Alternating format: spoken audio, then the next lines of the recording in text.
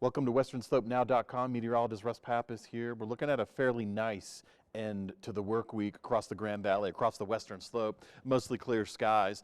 We will start to add some cloud coverage after the midnight hour because we have yet another incoming storm system. That's going to affect primarily the mountain zones, but we'll see some implications in the lower valley elevations. Before we get there, let's talk about the high temperatures for the day. Even though it's just 4 o'clock, I feel pretty confident that these are going to be the highs for the day. Look at what Delta's doing.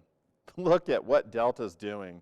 Early January, almost 60 degrees. There's still a chance that the high temperature for the day at Delta could have achieved 60 degrees. We're going to scrutinize this data in the next couple of hours and see. 40s for Grand Junction, 50s for Montrose. All in all, not a bad day. At the time of this recording, a little bit cooler in Grand Junction. Still, though, consistent temperatures at Delta and Montrose. Wind speed, not so much an issue. We were never really expecting it to be an issue. We utilized the midweek storm system to kind of mix up our atmosphere, so that has allowed the cold levels at the surface, or I should say the cold layer, those temperatures, has allowed those to mix out. So that's why we're experiencing Thursday and Friday these mild temperatures. And as such, we have one more incoming storm system tomorrow that should help continue to mix out our atmosphere, because right now our biggest problem is that air quality health advisory that's in place. And that's particular to people with upper respiratory issues, because we have warmer air aloft or above us, and we have that colder surface temperatures. The air above us is warmer than the air where we are at the surface. So, for example, areas like Durango or Aspen, they're actually warmer than Grand Junction. Elevation speaking, they're higher than us. So with that being the case, we kind of trap this layer of pollutants in the atmosphere. You may have seen that haze in the last couple of afternoons. We're going to experience that again tomorrow, but we have another incoming system that should help, again, not only with the temperatures, but kind of kick out some of that poor air quality. Now, as far as satellite radar goes, Friday afternoon, there's not much happening across the state of Colorado. Our exiting system has finished. Now we're awaiting an incoming system, which will strike during the overnight hours and then linger for the next 12. So we'll go midnight through noon tomorrow. We do have a winter weather advisory. This is specific to the northern mountain zones. We're talking the Elkhead Mountains, the Park Mountains, also the flat tops, and this is primarily the eastern portions of Rio Blanco and Garfield County, along with the higher elevated sites around Routt County. You can see it highlighted in purple there. So that is 5 to 15 inches of snow, blowing snow with wind gusts on the order of 35 to 40 miles per hour. So if you're traveling through this specific area, you should anticipate winter conditions. But also, this is going to spill down across I-70. So Vail Pass, Loveland Pass, Glenwood Canyon, these are going to be problematic. Again, the turn at Copper Mountain, at Officers Gulch, Dow Junction, even DeBeck Corridor. These areas are going to be susceptible to some slick conditions, so you need to anticipate road closures, road accidents, delays, the usual suspects when it comes to this winter weather. Locally, we're looking at the lower elevations, Grand Junction, Delta, Montrose.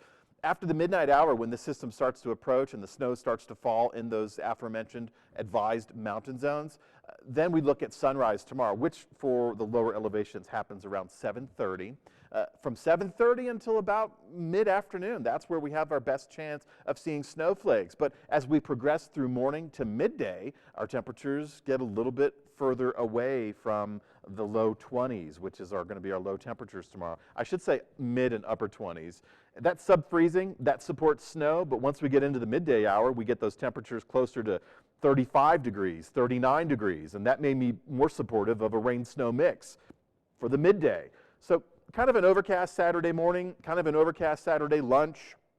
We're going to hang on to a chance of snow flurries with rain snow mixed into it, and as quick as it arrives, it departs the area, and we start to clear out Saturday night, mostly clear skies, leading into Sunday with mostly clear skies. This system should be done by Saturday evening, but again, if you're traveling across the state, mountain roadways, mountain passes, you're to expect problems, and the usual problems. The other night, I coined a new phrase. If you encounter flashing lights on the side of the road, that's indicative of first responders, whether it's CHP, whether it's tow truck drivers, or even construction. You see those lights, act like a cow and move over. See what I did there? I know CDOT has their own, I know CSP has their own, but we're all sharing the same message. You need to slow way down for emergency personnel on the side of the road. We'll get a high pressure system building in Sunday afternoon.